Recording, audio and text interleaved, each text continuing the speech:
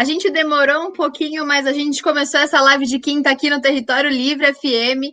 A gente vai falar um pouquinho sobre o folclore brasileiro, afinal de contas, sábado é dia do folclore, E a gente vai conversar com uma galera que entende do assunto aqui em Ribeirão Pires, uma galera que é parceira do Território Livre desde o início, porque antes de ser Território Livre, a gente já era a Arca.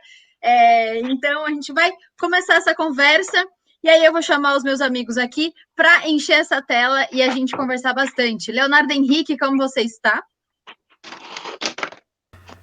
Olá, boa tarde, estou bem. Uma saudação aqui a todos os participantes dessa live, todo mundo que está conectado no Facebook do Território Livre FM, no Facebook da Rádio Pérola da Serra, a Rádio Comunitária de Ribeirão Pires e também todos os compartilhamentos, né? A gente espera que sejam muitos. Então, vamos que vamos trocar uma ideia sobre todas as nossas memórias, sobre o folclore. Sábado, dia 22, é o dia do folclore. Então, vamos, que o assunto vai render bastante. Evelyn Soares, como que você está aí nesse frio? Opa, gente, salve, salve, boa noite a todos aí que estão no nosso Facebook, nesse tradicional clima ribeirão-pirense. Gente, que frio, tá muito gelado, mas vamos de papo para esquentar.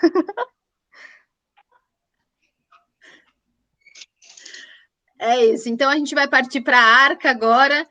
Mariana, como que tá aí? Oi, gente, boa noite. Estou muito feliz de estar aqui no Território Livre. Muito, muito feliz mesmo, ainda mais falando de folclore, de cultura popular, que é uma coisa que eu sou apaixonada, a Arca toda é apaixonada, né? Nossa vertente aí popular. E estamos nessa, muito feliz mesmo. Obrigada pelo convite. Ô, Tony, que eu sempre achei que era um apelido, eu sempre achei que era tipo Antônio, sei lá, nunca... Ô, Antônio, né? Depois se der Tony, tempo, né? Depois, se der tempo, a gente vai contar a história desse nome, que é bem... Isso. Mas só se der tempo, senão a gente marca um programa só para isso. É um prazer estar aqui. É um prazer estar aqui com você, Dani, Léo, Evelyn, Mariana e a Cecília, que apareceu agora aqui. Não estava no nosso backstage, então eu não sei o que a Cecília está preparando para a gente. O resto eu já sei por aí. Da Cecília eu não sei. Então espero que seja coisa boa. Conto com isso. Então, eu já vou passar a palavra para a Cecília, que é o nosso elemento surpresa, a nossa cereja do bolo, que está se preparando, porque ela foi convidada há menos de 3 minutos, mas ela é uma fonte importante para a gente conversar um pouquinho também aqui. E aí, Cecília? Oi, gente. Então, eu caí aqui. Salve, meninos! Ai, que delícia ver vocês aí. Ai, que gostoso de falar de folclore. Ai, já gostei. Eu estava aqui perguntando, cadê a live? Cadê que eu não vou poder ver? Aí eu caí aqui dentro. Nem sei o que eu vim fazer aqui. Você não sabe, minha filha, a gente estava fazendo uma coisa folclórica que é muito importante para o brasileiro, que a gente estava fofocando, entendeu? Isso é folclórico e é muito importante. Então, por isso que a live atrasou. Só por causa da fofoca. Imagino então. Quando junta essas pessoas que fazem arte durante muito tempo, que fazem resistência daquilo que acreditam, que lutam para que a nossa cultura seja valorizada, que os nossos artistas não sejam sequestrados por um disco voador, dá nisso. A gente fica conversando, a gente nem percebe o tempo passar. É verdade. Bem isso. Mas vamos começar essa live. Como o Léo já falou, a gente vai começar. A gente escolheu esse tema, né? Porque eu vou ler um texto, porque, meu bem, você acha que o quê? Território aqui é jornalismo, é prestação de serviço. Então, a gente tem o nosso roteirinho que diz assim: o Dia do Folclore é celebrado internacionalmente, inclusive aqui no Brasil, no dia 22 de agosto, para a gente no próximo sábado. Isso porque nessa data, no ano de 1846, a palavra folklore, em inglês, foi inventada. O autor do termo foi um escritor inglês, agora vai o inglês, hein? William John Thoms, que fez a junção de folk, povo, popular, com lore, cultura, saber, para definir os fenômenos culturais típicos das culturas populares tradicionais de cada nação. O significado da palavra, segundo seu criador, era saber tradicional de um povo. Ou seja, folclore brasileiro é isso, gente. No Brasil, o Dia do Folclore foi oficializado no dia 17 de agosto, em 1965, por meio de um decreto, assinado pelo então presidente militar Humberto de Alencar Castelo Branco. Medo, né? E por seu ministro da Educação, aí, né, vamos ver, Flávio Suplicy de Lacerda. Eu tenho medo dessas coisas. No decreto, a referência direta de William John Thomas e seu pioneirismo na pesquisa das culturas populares. E aí, é claro que o Território Livre gosta de ir na fonte, principalmente aqui em Ribeirão, que a gente tem a ARCA, né, que é a Associação Ribeirão-Pirense de Cidadãos Artistas, e que por muitos e muitos anos já vem ajudando a gente, na verdade, a entender esses mitos e a divulgar, a difundir a cultura popular aqui em Ribeirão. E aí a gente pode falar de vários eventos que a ARCA já proporcionou aqui na cidade, falar sobre uma que é a defesa maior do 31 de outubro, que é o dia do nosso Saci, que eu acho que a gente pode conversar um pouquinho. Mas aí eu passo a palavra para vocês explicarem um pouquinho o que é primeiro a ARCA, né? E aí depois a gente parte para o folclore, né? A ARCA é quase um mito, né? Quase. Acho que é uma lenda, uma lenda. Uma lenda. Então, ó, o Rodrigo já falando, boa noite, seus lindos. Boa noite, Rodrigo. Então, gente, a ARCA é uma associação de artistas que foi fundada aqui em Ribeirão no dia 16 de abril de 2002, se eu não me engano. Já faz muito tempo. E assim, isso faz muito parte, o folclore, a cultura popular faz muito parte, faz muita parte da história da ARCA mesmo, né? Acho que até de antes, quando tinha o bloco, botando o bloco na rua, era um projeto aqui na cidade, não sei se a Cecília vai lembrar do Botando o Bloco na Rua, mas era um projeto que levava teatro para as escolas, mas era o teatro de uma maneira diferente, era a vertente do teatro popular. Então, a gente trabalhava com bonecão, com as crianças, com o teatro de rua, com as músicas, e assim, isso é muito próximo das pessoas, e aí a gente foi colocando a nossa pesquisa artística também para esse lado. Claro que não todos os associados da ARCA, tinha as pessoas que gostavam de outras coisas, enfim, mas o nosso núcleo, né, o núcleo da ARCA, das brincadeiras populares, foi levando o trabalho para esse lado. E aí a gente começou a pesquisar bonecos, e aí hoje em dia a gente tem boneco, tudo a gente quer pôr um boneco, entendeu? Tem boneco para tudo, né? E é isso, assim, a ARCA faz essa pesquisa mesmo de culturas populares brasileiras em várias coisas, no teatro, na dança, nas próprias artes plásticas, né? A gente procura fazer os bonecos bem tradicionais mesmo, e é isso, gente. Eu vou contar uma experiência que eu tive na ARCA com cultura popular. A gente tinha um projeto chamado Primeiro Emprego, e aí nesse projeto tinha o Teatro Empresa, né, que era um curso de iniciação teatral, que explicava várias coisas, que eu acho que é uma das coisas que falta aqui em Ribeirão, essa formação para o artista que vai para além do espetáculo, né? Lá a gente aprendia a escrever o projeto, a fazer desde a produção do texto até a produção da maquiagem, do figurino, do cenário, e uma relação que eu acho que falta um pouquinho é essa relação com a rua mesmo, com o asfalto. E aí, lá a gente fez uma peça muito popular, que é o Boi, né? E com essa peça que eu tive o meu primeiro contato real com a cultura popular, assim, no sentido de estudar a história, de entender quem eram os personagens, por que daqueles personagens, por que eles falavam assim, por que o boi era importante, outras culturas que falavam do boi, né, que colocavam o boi no centro das suas tradições e tal. E foi muito legal porque foi ali, na sede da ARCA, que ficava na Humberto de Campos, é o nome daquela rua, eu nunca sei o nome daquela rua.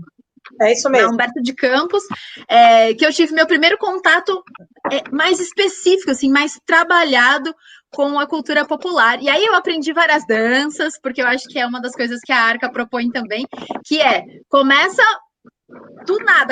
duas coisas, um churrasco e um tambor bater. Isso. Aí, quando começa o tambor, aí começa já uma roda de jongo, uma roda de ciranda. Você já sai de lá com uma saia de fita, uma camiseta e uma máscara e aprendendo a segurar um bonecão, que eu acho que é uma das coisas que vai me levar para sempre, que me deixou muito marcada na minha participação na Arca, que é esse processo do ator criador, do ator do ato político, aquele que entende o asfalto como seu palco, assim. Gente, não sei, se eu for ficar falando da Arca, eu vou ficar falando horrores, porque faz parte da minha formação. Então, é isso, né, Brasil? O Rafael chegou aqui, mas ele fugiu, o nosso bonequeiro, não sei o que está acontecendo. Vem aqui comigo, Rafa. Senta Nossa, aqui, ó. Rafael, nunca mais vou carregar no maracatosco. Chegou o nosso bonequeiro. Estava lá preparado para falar com vocês. O celular caiu no chão, apagou tudo, quebrou provavelmente. Putz, viu? Foi só assim, na verdade, foi só assim. Foi. Mas aí eu tô agora ouvindo aqui. Que vou bom. ficar aqui mesmo com a Mariana. Não vou mais tentar. Não tem problema. Não vou mais tentar ligar, não, desencana. Cecília, conta um pouquinho da sua experiência com a Arca e com essa cultura. O que a Arca trouxe de cultura popular para a sua experiência também? Ai, bom, vamos lá. Meninos, é muito legal, né, lembrar, né, do bloco na rua. Puxa vida, a minha filha era pequenininha, tinha 1 ano e meio quando eles faziam o bloco, né, e aí a gente tem o querido Newton de Souza, né, que mexia com a galera desse jeito, né, ele fazia qualquer coisa, na rua. Ele fazia ir para a rua, ele transformava as coisas, fantástico, era fantástico, né, então o Poropopó do Jacaré e a Nau Catarineta, gente, era fantástico, qualquer coisa, a gente podia ir atrás do Newton, que daqui a pouco a gente já estava dançando e sambando no meio da rua, fazendo uma ciranda, e um negócio, era lindo de ver, então assim, o que eu aprendi ali, né, e aí depois fui vendo os meninos fazendo, e aí foi muito legal, assim, ver a Arca caminhando para esse lado, né, que não é todo lugar, né, quando a gente pensa a formação teatro, né, a gente tem a coisa formal, né, as pessoas pensam no teatro formal, e aí quando tem o teatro de rua, quando tem, né, a cultura popular, é muito gostoso e é muito rica, né, e aí tudo cabe, é gostoso porque a cultura popular engloba tudo, né, e aí eles fazem aí o maracatosco, que é um negócio que não tem muita explicação, é chegar e fazer, é isso mesmo, e bota saia, e chacoalha o negócio, e sai com um boneco na mão, e um apito na boca, e vai fazendo, e o gostoso é isso, é acolher, né, eu acho que os meninos aí da Arca acolhem, né, então a brincadeira é essa, vamos fazendo, e quem tá chegando, pega aqui o boneco você também, leva esse bonecão você também, né, e de repente, o gostoso é isso, né, porque é o que a cultura popular faz, né, então é o que a cultura popular faz, ela cabe todo mundo, e aí os meninos fazem isso com muita qualidade, né, e com muita alegria, na verdade, porque tudo é uma grande brincadeira, tem que ser muito gostoso, né, então, dá trabalho e tal, a gente sabe, mas todo ano tá lá, no Maracatosco tá lá, os meus filhos cresceram indo no Maracatosco, né, Verdade. então, os meus filhos, a cada ano tinha mais um ali, indo lá e levando um estandarte, os meus também. Não é os nossos, a gente foi produzindo povo de Maracatosco, né? A gente foi aumentando o bloco. E aí é muito gostoso, porque hoje, por exemplo, a Isabela, né, que é a mais velha, ela fala, não, mãe, pode acontecer tudo no mundo, mas no Maracatosco nós vamos, né? Então, assim, pode parar tudo, mas o Maracatosco... Nossa. Opa. Ai, meu... Para mim, travou aqui. Para mim tinha travado, agora voltou. Voltou? A Dani travou. César, travou. Quem caiu? O Tony caiu. Alô, alô? Pessoas? Alô? Oi? Deve ter travado internet de Daniele e Leonardo. Isso. E Cecília. E o Tony, que o Tony caiu. Tá sobrando Somos nós. Então, vamos cantar aqui. Tem que ser assim, alô, gente. chamando. Olha lá, o Léo já tá voltando. Carregando. O Léo voltou. Tá chovendo em Ribeirão. Olha lá. Não, aqui em Ribeirão é assim, quando tá chovendo a gente fala, é porque tá chovendo em Ribeirão. Aí quando tá sol, não, é porque tá sol, deve ter ressecado alguma coisa. Tá ventando. Agora, Saci tem uma passou geral desculpa. aqui, mano. A internet é horrível e a gente bota a desculpa no tempo, né? Ah, que tá chovendo, que tá ventando. Na verdade, a internet aqui não presta na cidade. É tipo isso mesmo. A internet é uma lenda em Ribeirão Pires, É, né? não é? Com certeza, Alguém com tem que escrever certeza. isso. Mas a Cecília estava falando do Maracatoso, que eu sempre brinco que é verdade mesmo, essa questão da arca não tem esse protagonismo, né? Quando a gente está na rua, é todo mundo igual, tal. Só uma coisa que acontece, o microfone, desculpa, mas eu não largo no Maracatoso. O microfone é meu. Não importa se eu não sei cantar, entendeu? Isso não me importa se eu não tenho técnica vocal. Eu quero me divertir. Então, eu canto. Tá certo, tá certo. Ué. Não, e é mais legal porque daqui a pouco a Joana tá pegando o legado, né? Pra ela eu vou ser sincera que às vezes eu falo, vai, Joana, vai lá, libero pra ela, entendeu? Agora eu tenho um apego com aquele microfone, eu admito. É isso aí. Então, porque a gente já tá falando dessa história, desse contexto. Posso só fazer o meu TBT, assim, já que estamos numa Pode. quinta-feira? Isso, vai, Léo! Eu tenho a lembrança da arca no Carlos Ron, lá no começo dos anos 2000. Pô, eu tava na 7ª, 8ª série, eu acho. Eu já tava me despedindo do Carlos Ron. E aí eu lembro das aulas. Eu não sei qual aula, não sei se era uma aula dedicada. Era? Eu sei que a gente ia pro pátio e aí tinha cirandas, enfim. Então eu tenho. Essa é a minha primeira memória da arca. Aí depois a arca some um pouquinho do meu radar, porque eu vou pro Felício Laurito. Mas aí quando eu entro nas oficinas de teatro, rola a reconexão e aí tem a lembrança, enfim. Que legal, então, Léo! Caramba, lá, Léo, eu tava lá! Sim, então, Mariana eu lembro. Tá vendo? Eu lembro da Mariana. Mas vários alunos, eu dou aula no Felício, agora eu não estou na aula, né? Eu estou na coordenação, mas muitas pessoas daquela época chegam para mim e falam: ai, você foi minha professora? Eu falo: não fui, não, você é muito velho para eu ter sido sua professora no Carlos Ron. E eles falam: não, você dava aula de teatro, eu, ai, meu Deus. É que eu era muito nova, por isso. Mas começou a fazer muito novo. Eu gosto também muito da cultura popular por causa disso daí. Realmente marca, principalmente com a molecada. Nossa, eu já, né, no estado mesmo, eu estou dando aula já há 15 anos, um pouco mais. E aí, no começo, né, quando eu dava aula, eu não sabia como dava aula, o que eu tinha que fazer, não tinha material na escola, não tinha apostila, não tinha nada. Então eu fazia exatamente o que eu gostava. E aí eu ficava só falando de folclore, fazendo boneco, fazendo máscara, essas coisas, né, com a molecada. Aí depois começou a vir negócio de apostila. Hoje em dia é tudo apostilado, né? Se a gente foge um pouco da apostila, pegam no nosso pé. Então a gente acaba entrando um pouco nos trilhos, né? Mas eu sinto muita falta, porque é muito mais legal quando a gente ensina as coisas assim que a gente gosta mesmo, com amor, com paixão. E eu tô falando isso porque esses dias eu encontrei uma aluna na internet, nossa, tipo, uma das primeiras turmas que eu dei aula, assim. E aí, o que ela lembrava era disso daí. Ah, professor, uma vez você contou uma história do Saci pra mim, não sei o quê. Eu falei, putz, é mesmo, lembrei, assim, era muito gostoso. Mas os alunos fazem isso mesmo, eles se lembram das músicas, né? Ah, você cantava a música do Juquinha, da Abóbora Faz Melão, então às vezes eu tô mesmo, e aí eles falam da Abóbora Faz Melão, ai meu Deus, né? A gente fica sendo lembrado por isso, mas é uma delícia, né?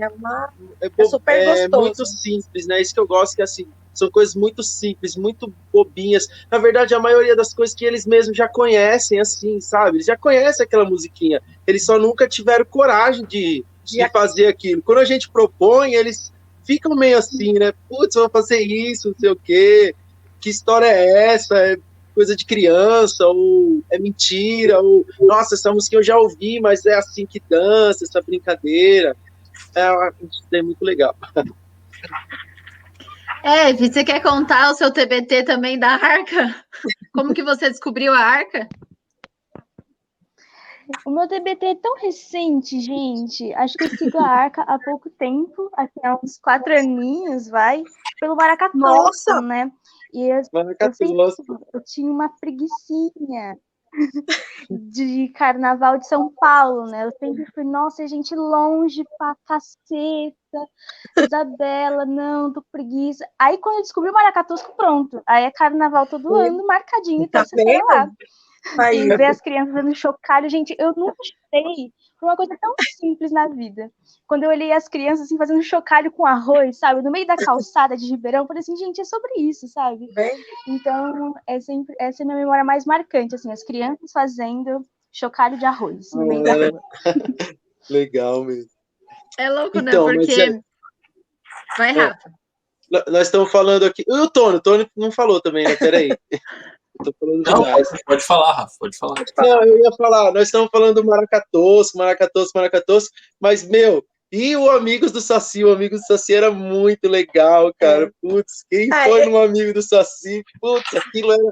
Eu não sei por que a gente acabou parando assim, né? Porque, não, mas nossa, a gente não parou. É só estar, tipo, numa pausa, entende? Não é que parou. Ó, até hoje, tipo, vai chegando julho, setembro, o Saci me liga querendo vir pra festa. Sério mesmo. Conta a história, então. A gente entra nessa já. Conta a história um pouquinho do bloco dos Amigos do Saci. Fala aí, Tony, como começou essa história lá de Paratinga, né? Então, eu vou trazer um... Opa, mudou a tela aqui, eu não vi. A foto aí, ó. Foto do Amigos do Saci. Meu, que bonito, show de bola. Olha o Saci lá na frente. Tem ele, ó. Sim. Vai, Antônio. Ai, era fantástico, Aí, gente? Ai, que aí, coisa ó. mais linda. Ai, que lindo. Saci tá aqui com a gente, ó. Olha ele aí. Nossa. O filho vai participar aqui, ó. Esse é velho, hein? Nossa Senhora. Esse boneco aí é geração 1. Esse daí é o geração 1. Muito velho esse boneco. Acho que é o boneco mais velho que a gente tem. Que sobrou foi esse daí. Então, a gente estava falando aqui da Arca, né? Acho que, assim, primeiro, esse TBT, eu primeiro era um espectador, né, das coisas que o pessoal fazia, da Arca, do movimento teatral de Ribeirão Pires, que era muito pujante naquela época, muito jovem, né? Tinha uma energia de juventude mesmo, acho que era... E eu acompanhava tudo que acontecia, muito por causa da Mariana, mas também depois fui conhecendo as pessoas lá e sempre acompanhei. A Cecília também muito, que estudava com a Mariana na escola de teatro, na fundação lá em São Caetano. Então eu sempre admirei, né? Sempre achei muito, muito bacana. E aí a gente foi percebendo com o tempo que tinha uma seriedade naquilo, tinha consequências muito importantes, né? E a gente começou a levar muito a sério a questão do folclore. Porque a gente foca muito nisso, né? Os Amigos do Saci mesmo focam muito nessa questão das tradições populares, no Saci, né? Que é um símbolo do Brasil mesmo, acho que é um símbolo importante do Brasil. Mas a gente foi aprendendo que vai muito além disso, né? O folclore é realmente o estudo dos costumes do povo, né? Eu até percebi depois que o Pernalonga sempre falou isso daí, né? Que quando eu terminava, eu falava, that's all folks. Tava falando do folclore ali, do povo, né? Ele dava uma dica. E aí a gente vai percebendo que a Dani falou da questão do dia do folclore ter sido na ditadura, não é à toa, porque era uma questão de nacionalidade, de brasilidade. É lógico que foi feito de uma forma autoritária na ditadura, né? Mas tinha essa preocupação de o que é o Brasil, né? E passa por estudar o folclore para você saber o que é o Brasil. É lógico que a gente não precisa de nenhum entulho autoritário para definir o que é o Brasil, mas a gente precisa estudar, sim, o folclore, né? Foi através desse estudo do folclore que eu fui aprendendo que a gente tem uma trajetória do nosso povo, né? Mesmo que seja... Hoje a gente ressalta muito as nossas diferenças, né? Até porque tem povos oprimidos dentro do Brasil, né? Então a gente precisa ressaltar essas diferenças para a gente eliminar a opressão contra o negro, contra o índio, que já foi exterminado, né? Tem remanescentes, né? O negro que foi escravizado e que tem uma história toda de resistência. Então a gente precisa ressaltar essa diferença, mas também a gente acredita na utopia de que a gente é capaz de um dia construir uma nação. Eu acho que ficou claro que a gente não é uma nação, né? Eu tinha ilusões que a gente era uma nação, hoje eu não tenho. Mas eu acho que a utopia da gente ainda construir uma nação ainda vale. Então eu acho muito importante isso. E aí eu aprendi, lendo sobre o folclore, eu aprendi que tudo que a gente... As coisas mais importantes têm a ver com o estudo do folclore, né? Então, para a gente perceber os povos que estão mais próximos de nós, que fizeram nossa trajetória, tudo isso está no folclore. E a forma como a gente foi organizando a Arca tem a ver com isso. Tem a ver com uma cultura urbana de Ribeirão, tem a ver com uma cultura urbana do ABC, que era aquele negócio de autonomia, de faça você mesmo, né? Dos anos 80 lá, que a gente era criança, mas a gente era encantado com aquelas coisas. Eu acho que isso influencia a gente, né? Aquele negócio dos punks, que eram anarquistas e tal. Isso daí influenciou muito, eu acho, a gente acredita muito nessa questão da autonomia, de respeitar o indivíduo, mas acreditar muito na coletividade. Então isso aí sempre foi um valor para a gente. E o Jefferson está falando, quando o Saci veio de Paraná, foi massa, é isso mesmo, foi massa. E aí a gente foi estudando isso, aí eu fui aprendendo que a gente tem, na verdade, né, naquela época, anos 90, tinha muita questão da globalização, né, Mariana? O neoliberalismo, globalização, eu estou intelectualizando o negócio aqui, depois a gente volta para a festa. Mas, assim, era muito forte isso, então era preciso resistir como brasileiro, sabe? Era preciso resistir como brasileiro, e a Arca fez parte disso. Modestamente, eu acho que se alguém perder esse tempo de estudar, vai ver que a retomada do carnaval em São Paulo passa pelo Maracatosco. A gente colocou uma pedrinha em cima desse negócio, sabe? Então eu acho que a gente tem uma importância grande, sim, mas não é a importância de uma pessoa ou outra, é a importância desse histórico. E o Maracatosco tem várias influências, e uma delas é um texto do Plínio Marcos, que falava da experiência dele de fazer um bloco de carnaval com as prostitutas, travestis, bêbados, vagabundos do centro de São Paulo, que ele foi provocado dizendo que em São Paulo não tinha carnaval, e ele escreve um texto falando sobre isso. É uma das inspirações para a gente fazer o Maracatosco. Então, tem tudo a ver com essa cultura urbana, e que isso faz parte do folclore, que as pessoas esquecem, né?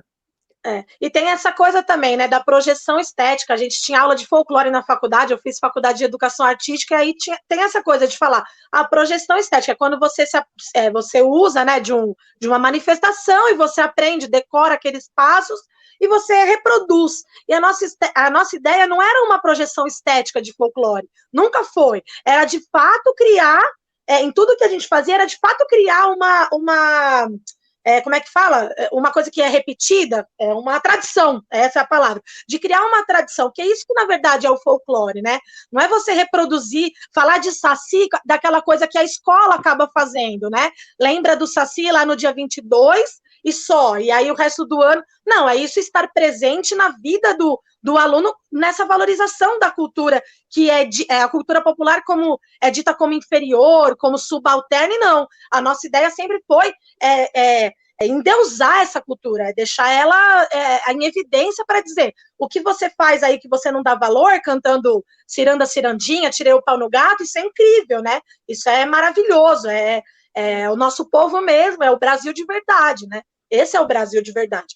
E aí, assim, a gente nunca fez as nossas coisas serem projeções estéticas, não. A gente quer vivenciar aquilo como uma tradição interiorizada, né? Então, o Maracatosco, ele é tosco mesmo, ele chama Maracatosco, porque nossa ideia não era ir lá e tocar o maracatu, porque a gente nem sabia, era bater qualquer tambor e se divertir, né? Porque isso está no cerne da cultura popular.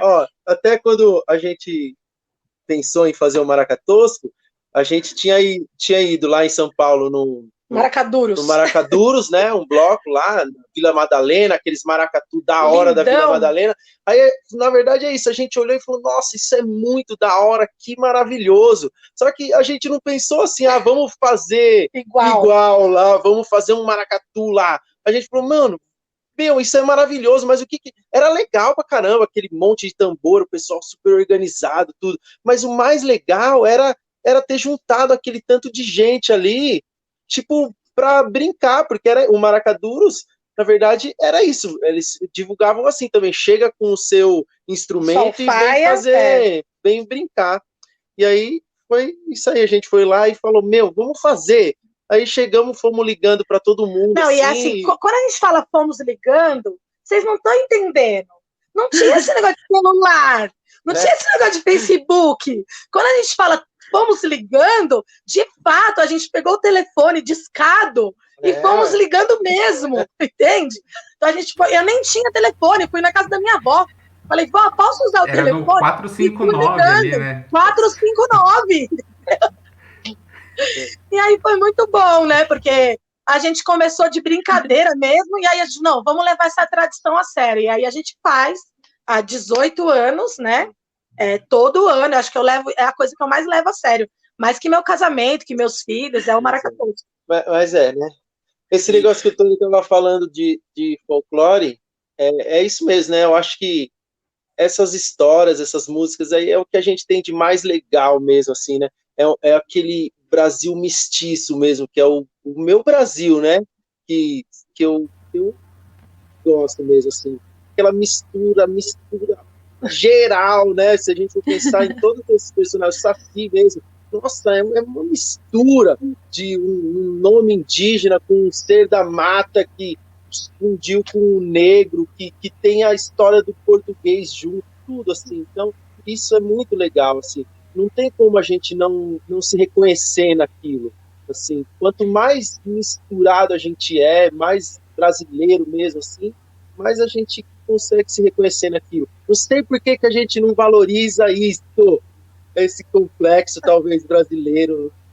É louco, né? Porque nem que é feio, quando o Tony fala disso, assim, meu, parece que é menor, aquilo é pior do que qualquer outra coisa, parece, não é melhor. quando o Tony fala assim, mas a gente vai, eu estou intelectualizando, estou politizando. É bom a gente entender que o nosso folclore é politizado nesse sentido. Faz parte, eu acho que a gente ficou tanto tempo tentando não pensar em política, tentando não ver política em tudo, que a gente esqueceu que tudo é política, né? Se o folclore ele vai contar a história da nossa cultura, ele é político. Quando ele nasceu, onde ele nasceu e como ele continua, é um ato político, certeza, assim. E aí, uma das questões que eu queria trazer é essa arte-educação através do folclore, né? E aí, a gente tem 3 professores aqui que eu acredito que façam uso desse instrumento para a educação. E aí eu queria saber um pouquinho como que vocês levam o folclore para dentro da escola de vocês. Pode começar falando, Sei. Então, eu fui vendo vocês falando aí, fui lembrando de altas coisas, né? Porque realmente na educação é engraçado, né? Porque é o berço das coisas, né? A gente está lá na educação, então é o berço desse conteúdo que vai vindo mais formal. E aí, quando fala de folclore, é isso. Chega agosto, você faz a reunião pedagógica com os professores, ok, Saci, Curupira, Mula Sem Cabeça, né? E é muito engraçado porque os professores mesmo, não todos, não vou generalizar, mas a gente tem uma grande fatia que que se remete somente a isso, né? Que o folclore são só os mitos, as lendas. E aí, quando a gente. E aí, de repente, quando a gente vai trazendo, né? Então, lá na minha escola, eu estou coordenadora agora. Então, quando a gente vai trazendo outras coisas, fala a comida, e a dança, e a roupa, e o comportamento, né? E a gente vai ampliando. Espera só um pouquinho. Oi, filho. Tá bom, o Miguel tá pedindo para eu falar mais baixo, então eu vou falar mais baixo. Então, e aí quando a gente vai trazendo essas outras coisas, a gente amplia. E aí eu queria lembrar que uma vez o pessoal da Arca fez uma intervenção lá na minha escola, na escola Pingos de Luz. E foi muito legal, foi do Saci, né? E eles trouxeram o bicho papão, eu acho que foi que deu mó medo. Era Foi o lobisomem. Lobisomem, foi algo desesperador, assim, aquelas crianças tudo pequenininha e o lobisomem enorme, mas muito legal, assim, e todo mundo tinha touquinha e tal.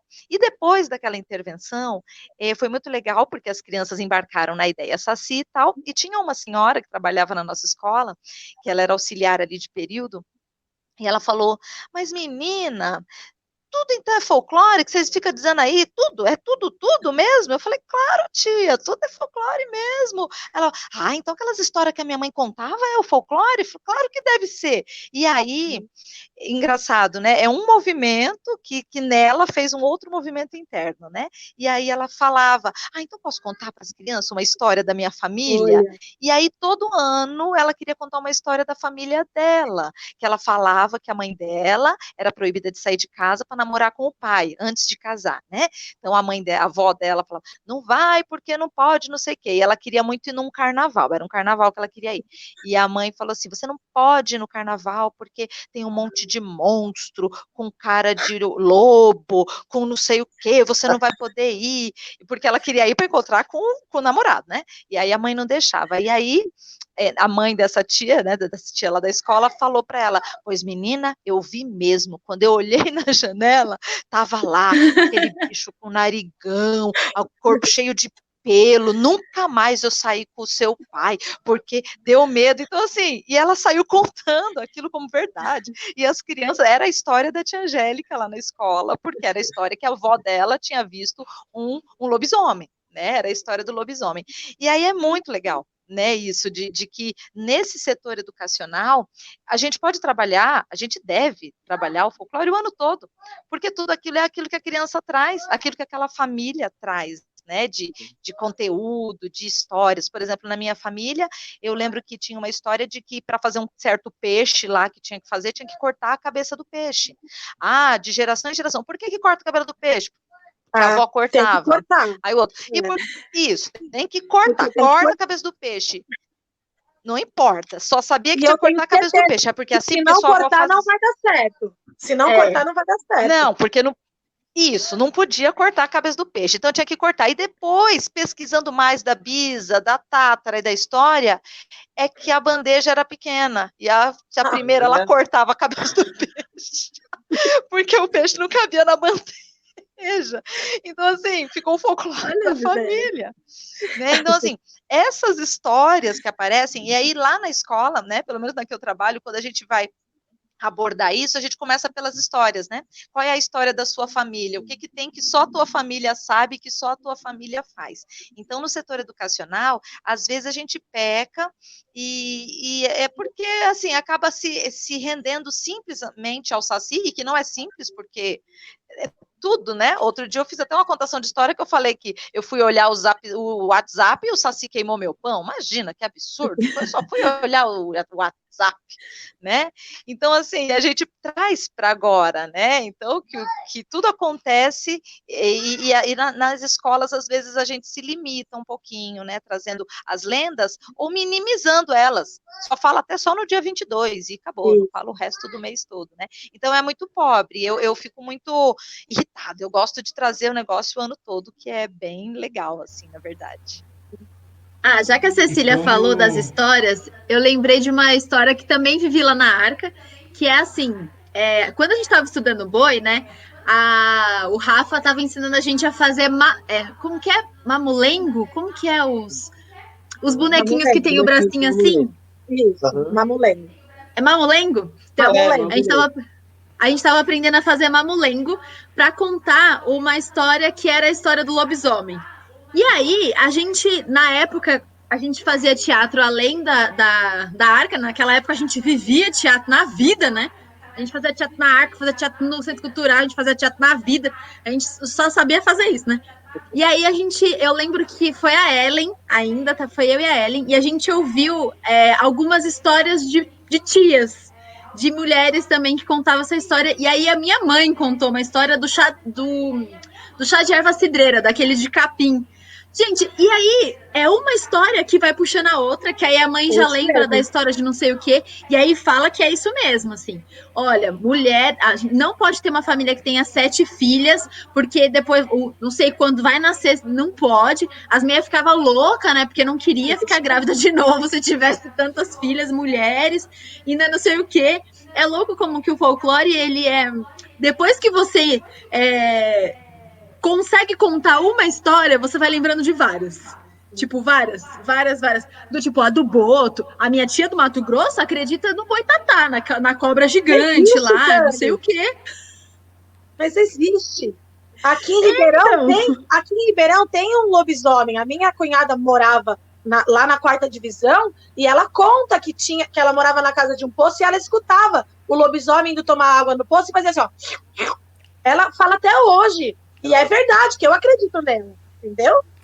Não, contando a Cecília falando das histórias e tal, e agora a Dani, eu lembrei de uma história da minha mãe, assim, é muito louco como a gente vai relembrando mesmo, de uma história que a família dela no interior não tinha luz elétrica, eles estavam com a porta aberta, e entrou um bicho muito grande, que eles viram a silhueta, o bicho rodou a sala, ficou todo mundo estático, e aí saiu, eles foram olhar o que era, não viram mais nada, e ela contava que era um lobisomem. Pronto. E é isso, assim, como existem diversas histórias sobre o lobisomem, enfim, sobre todas as outras lendas, né? Não, É muito isso louco. mesmo. E aí, a nossa imaginação, assim, eu fico imaginando esse bicho, né? E também o quão assustador, né? Você tá com a porta da sua casa aberta e entrar um bicho e você não sabe o que é, assim, né? Gente, mas desculpa, eu tenho medo do Saci até hoje. Falar para eu subir. Lá na Vila Suíça, na casa da minha mãe, a escada para chegar até em casa, ela faz um S assim, né? Tem a escada, aí tem um monte de mato até você chegar lá em cima. Menino, quando eu chegava da escola, eu subia assim, ó. Se eu ouvisse um vento ou qualquer coisa, eu já ficava assim, meu Deus do céu, Saci. Qualquer coisa, na verdade. O bicho-papão, o homem do saco, acreditei em todos durante muito tempo. O palhaço da Kombi, né? Porque a gente é da cidade, então o palhaço da Kombi, a loira do banheiro. A loira do banheiro. Quando eu era pequena, no Dom José, teve uma vez que a loira do banheiro ficou indo muitos dias no Dom José. E fizeram um círculo de oração dentro do banheiro. Todo mundo, eu juro, uma professora organizou um círculo de oração dentro do banheiro feminino, porque a loira estava indo, tipo, muito... E aí as crianças estavam com medo de fazer xixi. Ninguém mais pedia para ir no banheiro, entende? Então a professora foi, organizou um círculo. Eu lembro, todo mundo ajoelhado no banheiro do Dom José, criançada, rezando para a loira ir embora. Porque no Felício também teve loira do banheiro. Mas o que me fez me apaixonar mais mesmo por folclore é justamente isso daí. Meu, não é possível, é tanta gente altamente confiável contando uma história para você, não tem como você falar, duvidar, sabe? Tanta gente que viu que, não é possível, é verdade, sim. Rafa, tem um comentário aqui da Lourdes, Lourdes Carlos Siqueira, ela tá falando, o lobisomem da Vila Sueli mudou pra 4ª divisão. Ela tá falando isso, e meu pai, quando eu era criança, né, quando eu era bem criança, devia estar mais ou menos no pré, por aí, não tenho bem certeza. Meu pai tinha uma padaria na Vila Sueli, né? Hoje nem tem mais aquele prédio, né, Mariana? Do lado, não, tem um barzinho lá, do lado de onde é um buffet lá. Isso, de onde é o buffet, onde era o hotel lá, não sei se tem o hotel ainda. Meu pai tinha uma padaria lá, e ele falava que tinha um lobisomem na Vila Sueli mesmo. Então o que a Lourdes está falando aí tem muitas provas materiais, testemunhais. Tá vendo? Já são 2 pessoas falando. E meu pai falava assim, coitado, ele vai lá na padaria de manhã e ele tá todo sujo, porque quando ele vira lobisomem, ele entra no galinheiro e fica naquela sujeira das galinhas, ele chega lá todo sujo. E aí, beleza, né? Essas histórias ficam lá no nosso inconsciente. Aí, em 93, 92, 91, por aí, eu entrei na ET em Santo André. E, por coincidência, tinha um amigo meu, Sandro, que morava na Vila... Mirante. No Jardim Mirante, que é vizinho lá da Vila Sueli. E ele me contou a história de que quando ele era criança, quer dizer, mais ou menos na mesma época que meu pai me contava isso, que ele viu o lobisomem passando ali na rua dele. E que ele tem certeza que o lobisomem existe. Então, a gente já tem o Sandro, o meu pai e a Lourdes falando da mesma história, o que já tem uma comprovação quase científica de que o lobisomem passeia por aqui, por Ribeirão Pires. Muito louco, né? A história da bailarina na perua com o palhaço, gente, eu acreditava. É porque eu acho que a minha mãe, minhas irmãs me proporcionaram uma infância muito rica de imaginação mesmo.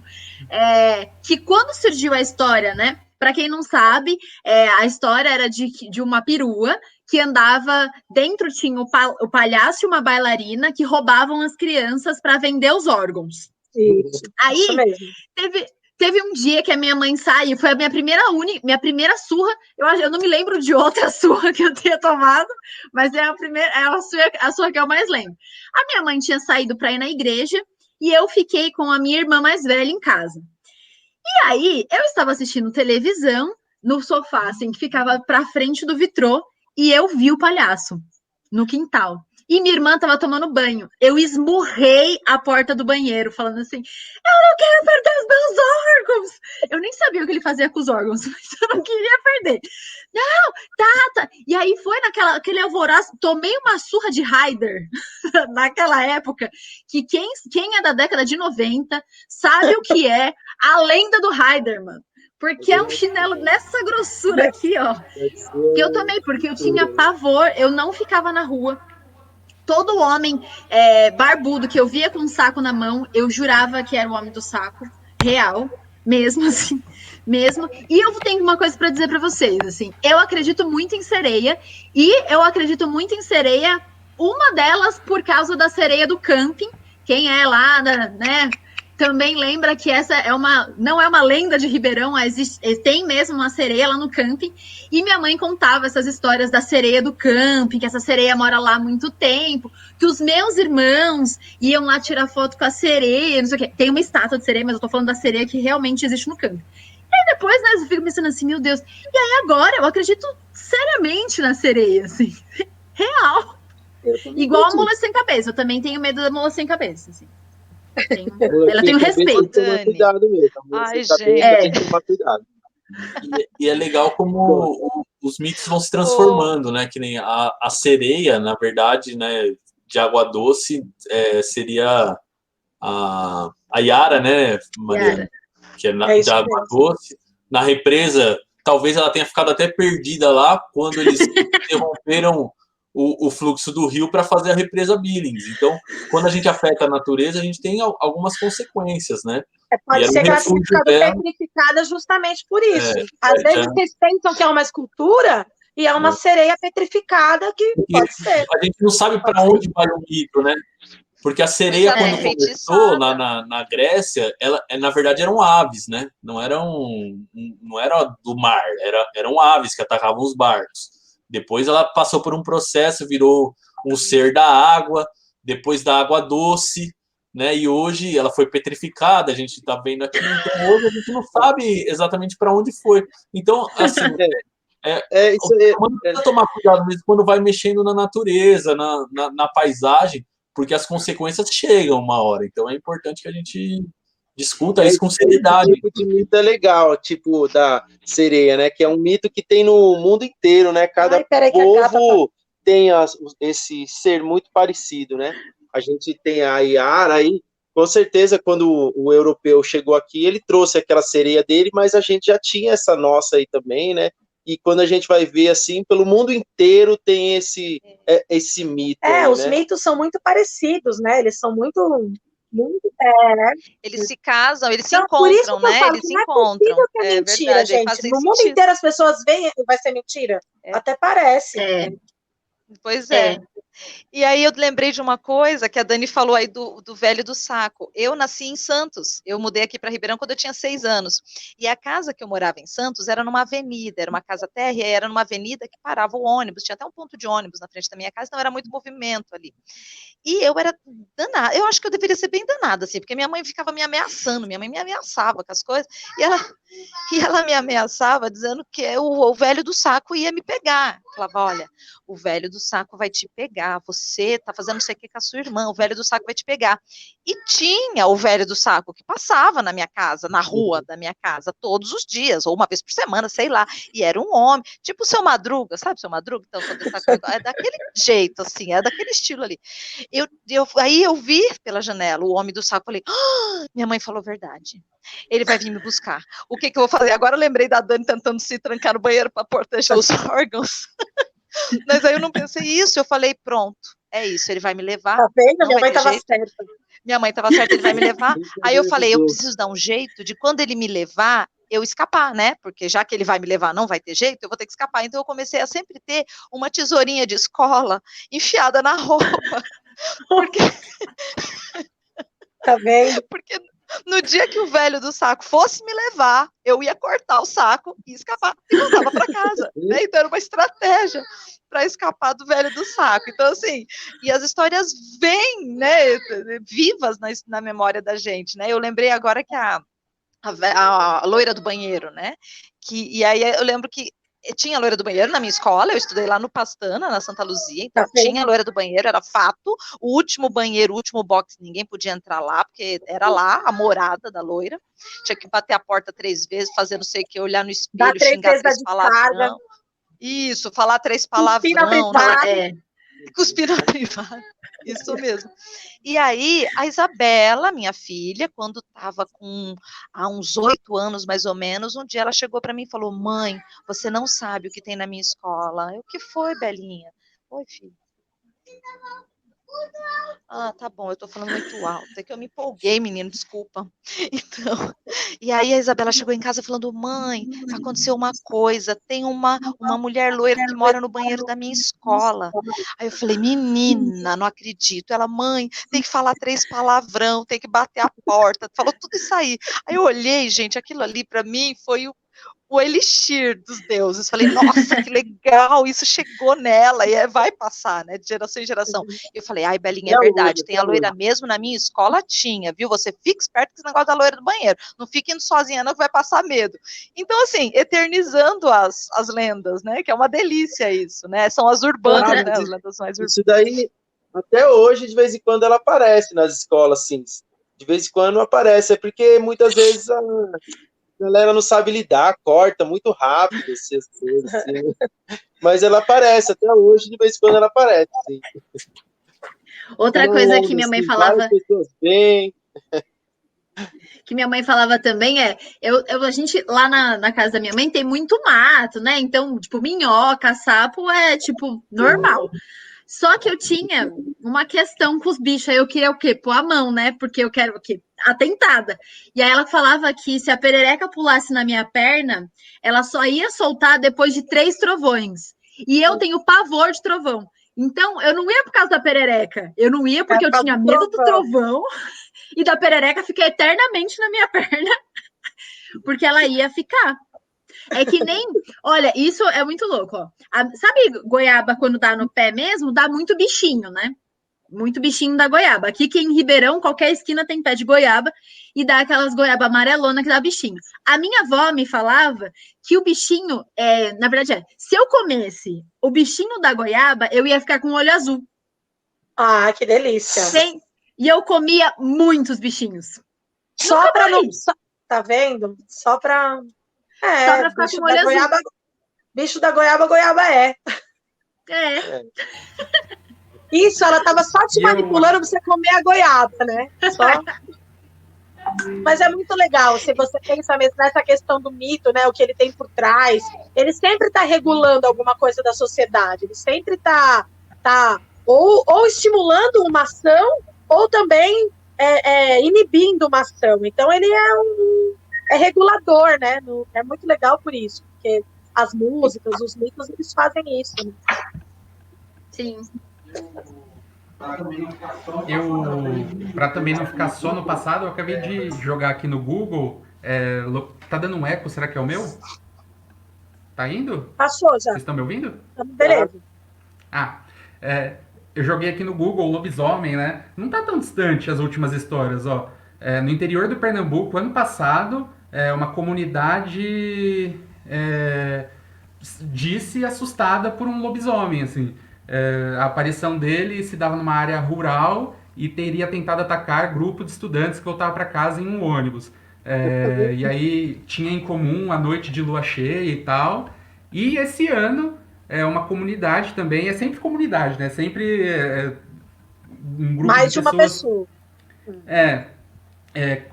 Pequena comunidade de Barra do Rio Cerro, na zona rural do Jaraguá, foi atormentada por uma situação que a polícia militar trabalha para desvendar e identificar o infrator.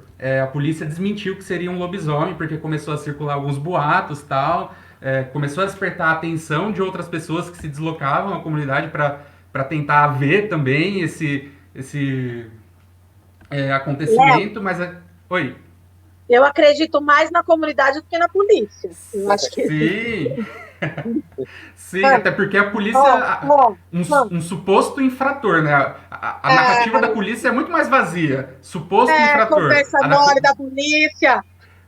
Da comunidade não, é nas noites de lua cheia, um ser que está uivando no meio do mato, assusta um grupo de estudantes. Enfim, é muito mais construída, né? Muito mais indício. Muito mais veracidade nessa história do que falar que parece. Agora, então, tem há pouco tempo também, não há tanto, que tem alguns mitos que são centenários aí, mas o próprio chupacabra é uma coisa assim, da minha adolescência, né? Da minha infância e adolescência, o chupacabra apareceu aqui no Brasil. Sabe-se lá de onde. Né? Sem explicação até hoje, né? Então. A minha mãe tinha medo do chupacabra, por exemplo. A minha mãe fazia eu ter medo de umas coisas e agora ela tinha medo, porque a gente tem galinha na minha casa, né? Lá na casa da minha mãe tem galinha, tem pato, e aí a gente, na época do chupacabra, porque foi uma comoção, né? Assim, tipo, um bicho que não sei o que é metade não sei o que, metade não sei o que lá, e não sei o que. A minha mãe protegia todas as galinhas, colocava todas no galinheiro, para que o chupacabra não fosse lá. E eu também tinha medo do chupacabra. A gente pode falar, então, é claro, né, que aí vai, tipo, muito, muito, muito além, mas quem nunca brincou com o jogo do copo, por exemplo, assim? Tem outras coisas que a gente vai... Você nunca brincou, Léo? Não, eu tenho medo, gente. Eu sou... Não. Também pra falar a verdade, teve uma vez só que eu assisti meu primo fazendo o do compasso. Ficou chorando de... E o compasso mexia lá, mas hoje pensando, eu tenho certeza que era ele influenciando o compasso. Mas eu nunca quis, não, isso é louco. Isso aí eu estudava no Dom José quando eu era criança, acho que eu tinha, nessa época eu tinha uns 12 anos, devia estar sexta, sétima série, sei lá. E o Abidael e o Neivandro, a Cecília conhece o Abidael e o Neivandro, eles estudavam comigo, na minha classe. Eles eram mais velhos, mas eles estavam na minha classe. E eles eram uma roqueirão lá. E aí um dia a galerinha pequena, pivetada, brincando da brincadeira do copo, veio o Neivandro, com aquele sobretudo preto, aquela bota, aquele cabelo, e ele ficava gritando assim, no meio do Dom José, se tem um espírito nesse copo, entra no corpo dessa menina agora com a mão na cabeça da menina. Luiz, se tem alguém nesse corpo, entra nesse corpo. Meu... morrendo de medo do Neivandro. Tinha mais medo do Neivandro do que do copo. Aí era a cara dele, eu imagino ele fazendo isso, era a cara do Neivandro. Não, e o Abidael junto. O Abidael hoje em dia ele é todo gratidão, gratiluz, faz amor, mas naquela época fez isso com a gente. Só porque a gente era pequeno. Não, sempre tem um aí que quer colocar no do outro, né? Não era espírito entre em mim, entre tipo nessa menina. Aí, né? Então, entre nessa menina agora, que, pô, coitada da menina, né? Desesperada, não tinha pra onde correr, né? Mas eu nunca brinquei. E as meninas saíam correndo. As meninas saíam correndo da sala, sempre saía alguém chorando da sala, alguém correndo, era veracidade, era sangue correndo na veia, era fantástico. É muito louco quando a gente fica pensando nessas histórias aqui, pensando o quanto a gente precisa incentivar esse imaginário, né? O quanto a gente precisa contar essas histórias de forma que elas sejam passadas efetivamente para frente, porque senão essa geração ela não vai ter tanto imaginário efetivamente, tanta sensibilidade com a natureza, inclusive, né? Oi? Não, assim, você está falando de imaginário, eu acho que você está certa, mas eu acho que isso até é recuperável. Eu acho que o que é mais grave e que as pessoas precisam prestar atenção é que quando a gente perde um conhecimento do folclore, a gente perde uma tradição dessa. Eu não estou falando de manter a tradição exatamente, de manter, né? Porque muita da coisa do folclore colocava a mulher numa posição submissa, porque naquela época que surgiu aquele costume, da onde vem aquele ato. Então, nós não precisamos manter isso. Mas quando a gente joga fora esse folclore, a gente está jogando fora o conhecimento, porque por trás disso tudo tem muito conhecimento, tem muita sabedoria. Por exemplo, a gente tinha, numa época onde não se tinha acesso à medicina, porque o SUS, que a gente tanto reclama, não existia, o trabalho magnífico que as benzedeiras faziam. Tudo bem, a questão de acreditar ou não naquilo é de cada um, mas não é possível que a gente não seja capaz de saber que por trás daquele chazinho que davam, talvez tivesse algum elemento importante para que agia como um remédio nas pessoas. Quando alguém era mordido por uma cobra e a pessoa fazia uma reza e depois dava uma coisa para beber, o que será que davam para beber? Será que aquilo não era um conhecimento que foi perdido, que hoje a gente não tem mais? Então, estudar o folclore vai além disso. É uma questão de sabedoria, de acúmulo de conhecimento, porque isso era muito resistência, né? A história a gente devia ter trazido o Jefinho aqui, que ele comentou, ele podia estar aqui também. Mas a história do povo negro no Brasil, muito do sincretismo que era criado era para preservar o conhecimento que eles tinham, né? E a gente às vezes trata como se isso fosse só essa parte folclórica divertida, né? E tal, mas tinha muito conhecimento que tinha que ficar guardado em algum lugar e guardava naquilo. Como a Cecília deu um exemplo aqui, aparentemente banal, que era assim: se você não cortar o peixe, ele não cabe na bandeja. E você vai jogar o que fora do peixe? Vai jogar a cabeça ou você vai jogar... Então, tem uma sabedoria por trás disso. E a gente olha aquilo como se aquilo fosse automático, né? Tem um livro infantil do Fausto Wolff que ele conta... Que ele, só para concluir, desculpa que eu estou me alongando, mas ele conta que um índio, a história de um índio que era selvagem lá nos anos 1920, 30, 40, eu não lembro exatamente, nos Estados Unidos, acharam esse índio que era selvagem, era o último, ele tenta se matar, né? Ele tenta se matar, como que ele faz para se matar? Ele vai até a casa de um homem branco, porque ele entende que o homem branco quer matar os índios, então ele vai lá e se apresenta na casa assim, ó, sem roupa lá, peladão, abre e aí a pessoa abre a porta e fala: meu Deus, o que está acontecendo? O cara estava querendo se matar. E depois vai contando a história tal dele. E de toda a tecnologia que ele viu, sabe o que encantou ele? A única coisa, ele viu o avião, não se encantou, viu o trem. Sabe o que ele se encantou? A escada. Ele falou: nossa, né? A escada é uma invenção tecnológica impressionante, porque os índios, não, pelo menos a tribo dele, não tinha a escada. E seria sensacional para eles terem a escada, né? Então, o conhecimento, ele está nas coisas muito mais simples do que a gente imagina. Então, acho que é disso que trata o folclore. E vai das coisas mais complicadas, mais complexas, que nem você estava falando, né, da saúde e tudo mais, as coisas mais simples, né? Por que fala, brasileiro tem ritmo, brasileiro tem samba? Mas porque a gente cresceu batendo palma no ritmo certo, e isso está cada vez se perdendo. E aí a gente percebe que isso está refletindo também em tudo, né, na sociedade. Assim. Então você perguntava para mim, quem que inventou a música do Atirei o Pau no Gato quando eu era criança? Eu ia falar, minha mãe, ou eu ia falar, né, a minha avó. E aí, se você perguntar hoje para uma criança, quem é que inventou a música, vai falar, Galinha Pintadinha, né? Então, essa comercialização das coisas também, essa apropriação cultural, exatamente. Essa apropriação é muito grave, porque é isso, não é mais a minha mãe, né? Agora é o de fora, é tudo mais. Mais um aqui agora. E o engraçado é que isso que que lindo, Francisco. O engraçado é que isso que o Tony falou me lembrou... Só um minutinho. Me fez lembrar que, assim, realmente, é base... É que o Miguel não quer que eu falo, gente. Ô, Miguel de Deus, um minuto, filho, calma.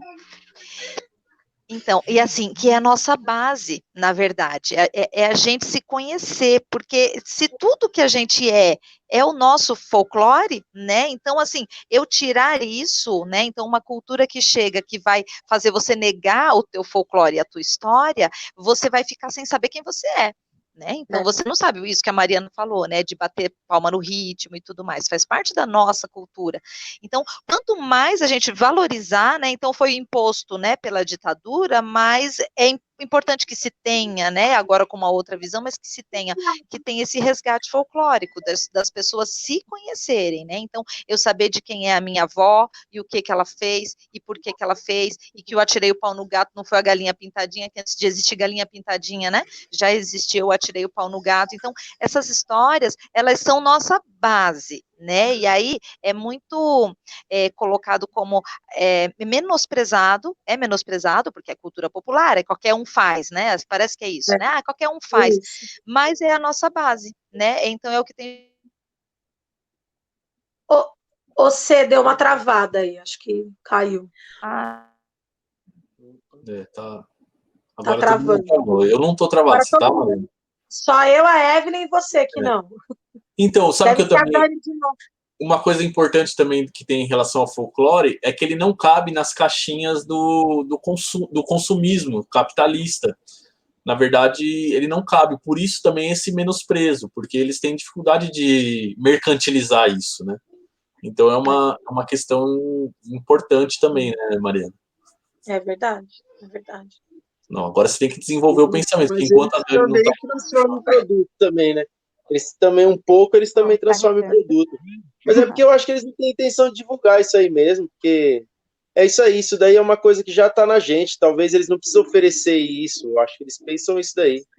Ah, vou vender uma coisa que eles já têm? Não sei, será? Porque um pouco é assim também, sei lá. Voltando um pouquinho nas crendices que a Cecília falou pra gente, é muito louco, né? A gente fala assim, não, eu não acredito nisso, não, mas não passa debaixo de uma escada.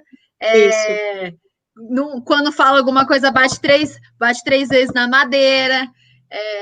Quando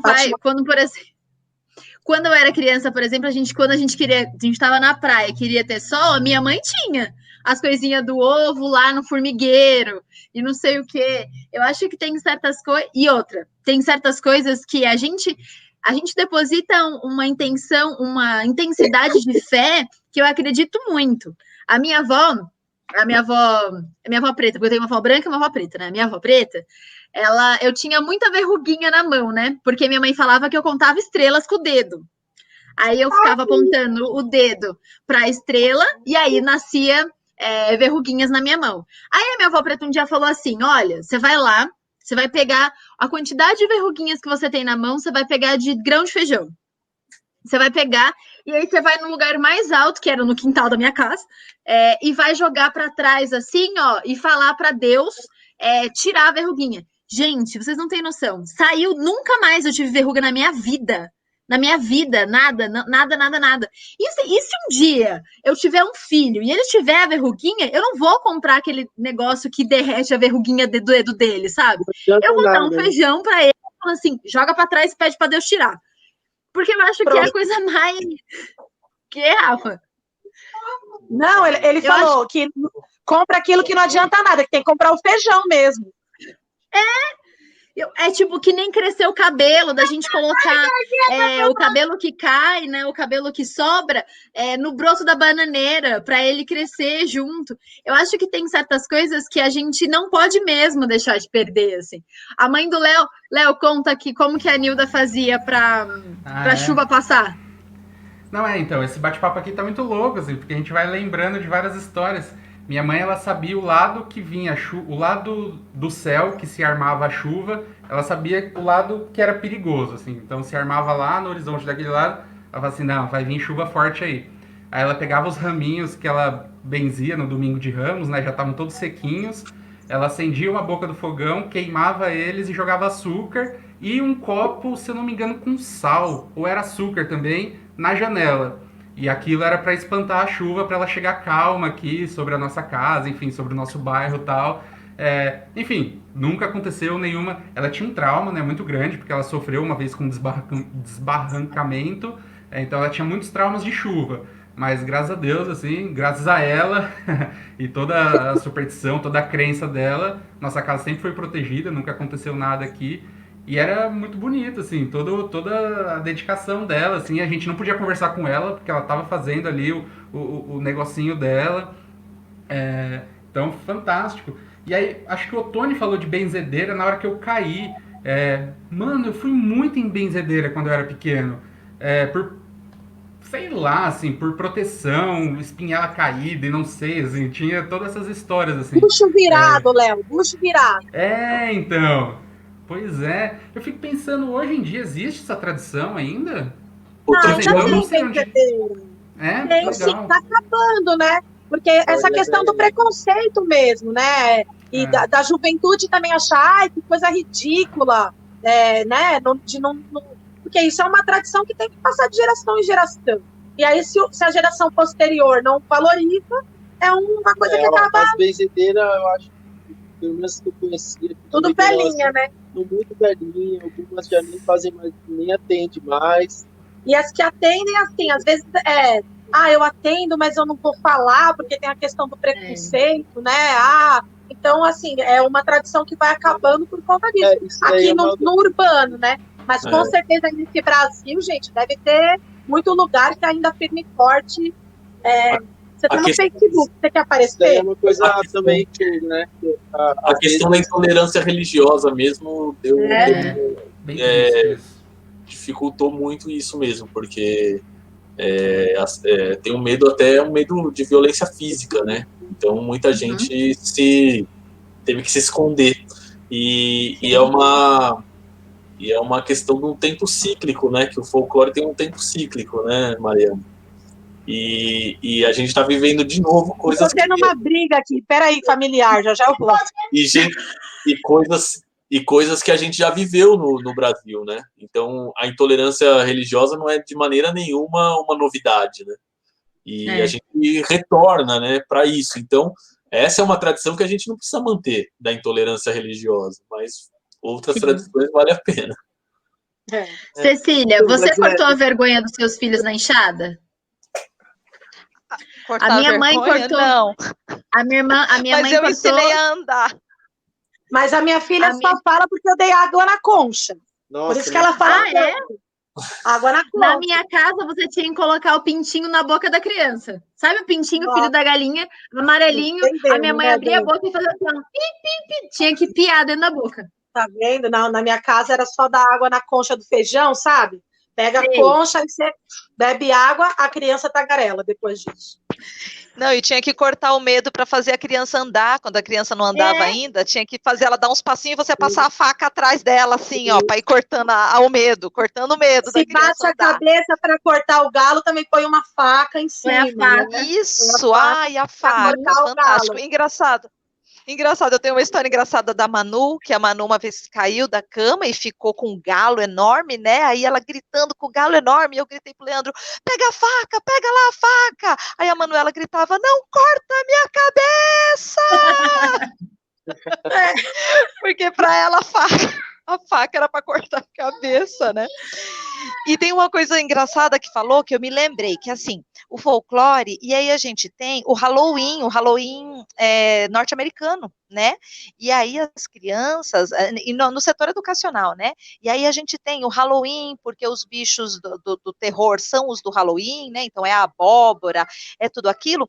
E aí as crianças, assim, eu não tenho nada contra a gente abordar essa cultura, dizer não é nossa, mas existe, né? Mas não que ela precise ser, eu preciso comemorar o Halloween na minha escola, eu preciso passar essa data, né? Então, assim, o valorizar o personagem do medo, né, do susto, os nossos, mostrar para as crianças que existem os nossos próprios, né, personagens, que a gente não precisa ir para essa cultura norte-americana para ter acesso a eles, né, e que acontece muito na escola. Mas o Bloco Amigos do Saci nasceu muito por isso, né? Que a gente foi para São Luís do Paraitinga e lá eles têm o Observatório do Saci, tem a Saci, que é uma associação de observadores de Saci, e lá tinha um negócio muito legal, que era um slogan lá que a cidade usa nessa época, que é Halloween, abóbora, né? Só se for com carne seca. Né? Então, abóbora só se for com carne seca. E isso é incrível, você pensar. Assim, Halloween. E é muito legal, porque que nem a festa do Halloween é muito legal, você pôr fantasia, sair pedindo doce e tal, isso é legal. Mas a gente também tem isso, né? Na festa de Reis aqui, a gente pode sair pelas casas pedindo comida, e tem isso já no Brasil, né? Eu acho assim, Não, pode falar. Foi isso aí mesmo, né? Quando nós criamos o Amigos do Saci, foi bem nisso daí. Porque é isso, gente, uma festa não tem como negar, né? A gente tem que se apropriar também. Se é festa, a gente tá querendo festa, não tem como falar. Ah, não, porque tem muito disso, assim, né? Da cultura popular, às vezes a gente briga um pouco, assim, com essas coisas americanizadas, né? Na verdade, é o outro polo mesmo, assim, né? Tem essa briga. Mas essa briga, ela tem que ser medida também, quando eu acho que dá pra gente pegar alguma coisa de bacana, né? Claro que a gente não vai dar moral, assim, desse jeito tão fácil para eles. Vai se apropriar da cultura de massa deles.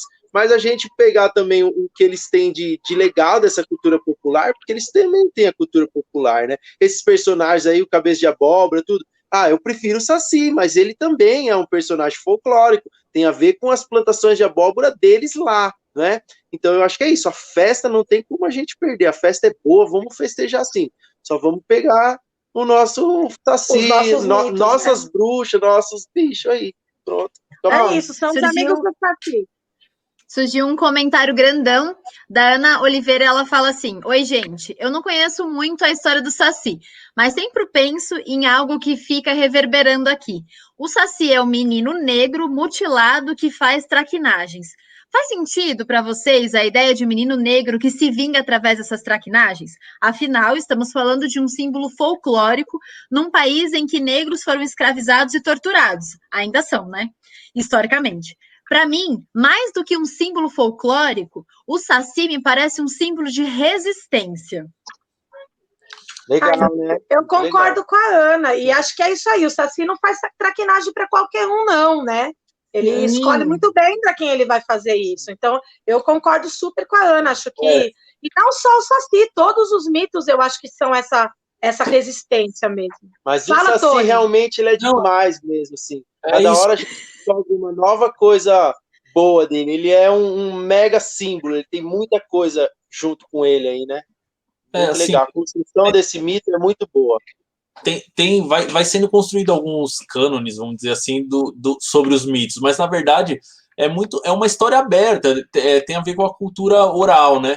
Então, já li sobre o Saci, por exemplo, que o Saci, no princípio, era uma ave também, né? Eu falei da sereia, o Saci, uma ave, Pereira, né?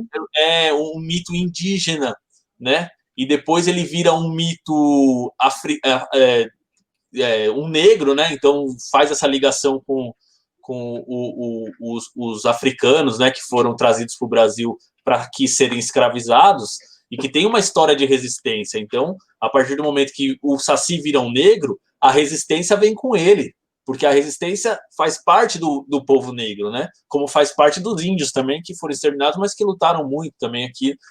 Então, tem essa coisa dos mitos terem uma história em aberto. Então, essa interpretação, ela sempre está em disputa, né? Então, quando a gente vê o Saci do sítio do Pica-Pau Amarelo do Monteiro Lobato, é um Saci. Quando ele vai para a Rede Globo, é um outro Saci, né? E o Saci da cultura popular também tem as suas origens. A gente precisa ir vendo isso, mas é isso que eu estava falando da questão da utopia, né?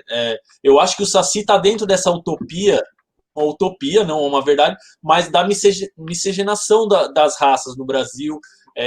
Aquele gorrinho vermelho tem a ver com tradições europeias, que os duendes lá, o gorrinho dava o poder mágico. Então, em muitas tradições, o Saci tem aquele gorrinho, quando ele perde, aí que dá para capturar ele. Tem a ver com essa questão da resistência, sim.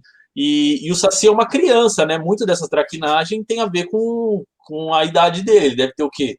Uns 7 mil anos, 12 mil anos, aí depende da tradição que você acredita, porque tem a lenda do Saci, que ele nasce do bambu, né? Então é um bambu que está na beira da água, o 7º gomo, né? Ele estoura. Então, quando você ouve de noite o bambu estourando, provavelmente um Saci que está nascendo, né? Ele está nascendo ali, você já vai. Então, de novo, cuidado. Nessa história aí, ele vive até os 77, né?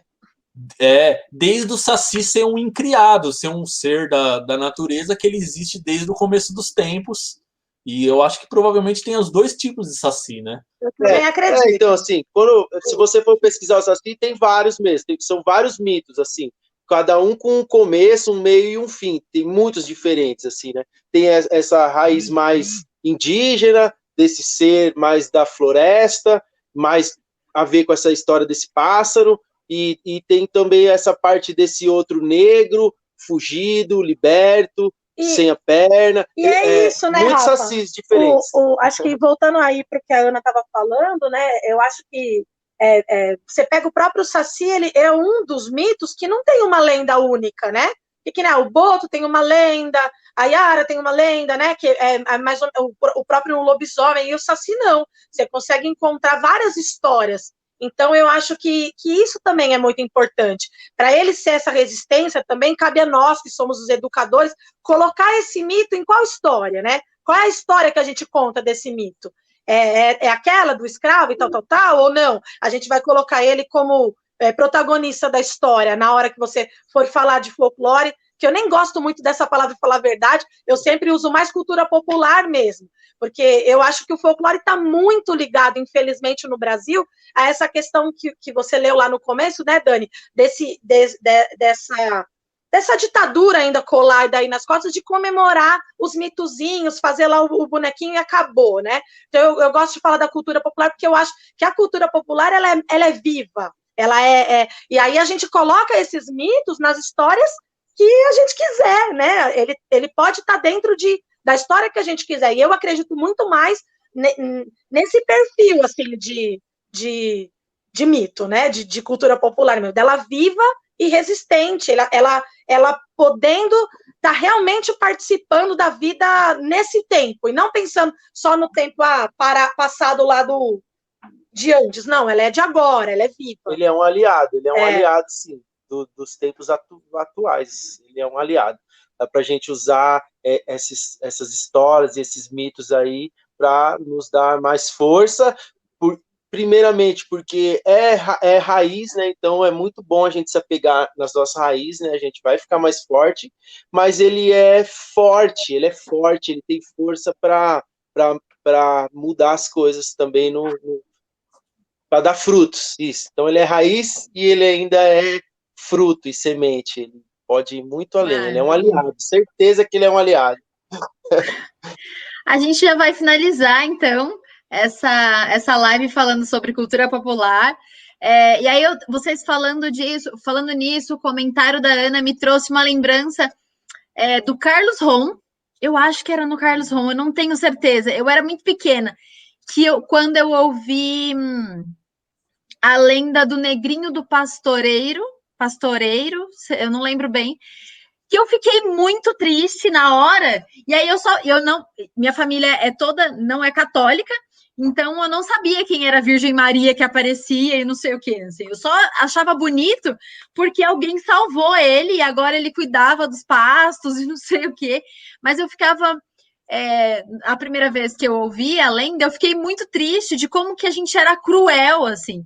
E aí agora, entendendo e fazendo essa analogia junto com a Ana, de como essas lendas contam histórias de resistência, contam histórias de pessoas que sobreviveram a uma luta pela vida mesmo, né? Como elas são... isso, assim, como elas são resistentes, como elas contam a história dos nossos povos, assim, daquilo que é nosso, luta, né, Dani? Dá sentido à luta, mas olha, esse sentimento, ele é muito comum também na nossa tradição popular, né? As nossas histórias, nossas lendas, nosso mito, eles são muito sofridos mesmo, são histórias, às vezes, muito melancólicas, assim, ou assustadoras mesmo. A gente tem um pouco disso daí, né? Um pouco de choro, um pouco de medo mesmo. Isso... Manioca, como que é o nome da Vitória Régia, várias histórias, né, que são frutos dessa coisa que é triste, mas que depois existe uma esperança, né, de como que a gente vive de novo. Bom, então, é a história do nosso povo mesmo, né? Nossa construção. Para finalizar, entrou um comentário aqui da Lourdes que eu vou ler, que ela fala assim: digo a quem quiser saber, já topei com o Saci Pererê. Ele me olhou de um jeito engraçado, ajeitou o bonezinho de lado do cachimbo, deu um trago, eu fiquei meio aturdida com aquela fumaça fedida, depois eu termino. Ai, meu Deus! Tá vendo? Gente, não dá pra... Não é isso, né? Se mais de um viu, quem sou eu que não viu para dizer que não existe? Exatamente. Mas é disso que se trata, Dani. A gente tem sorte da Lourdes aí ser uma... A gente vê pela foto que é uma jovem, então a gente ainda tem tempo de escutar as histórias dela, mas a gente não pode perder essas histórias. A gente tem que correr atrás. Então, esse programa hoje é muito importante, porque a gente já conheceu a Lourdes. A Lourdes a gente precisa conhecer essas histórias. A gente precisa, porque tem muito conhecimento aí. A gente não pode abrir mão disso. De jeito nenhum. Sim.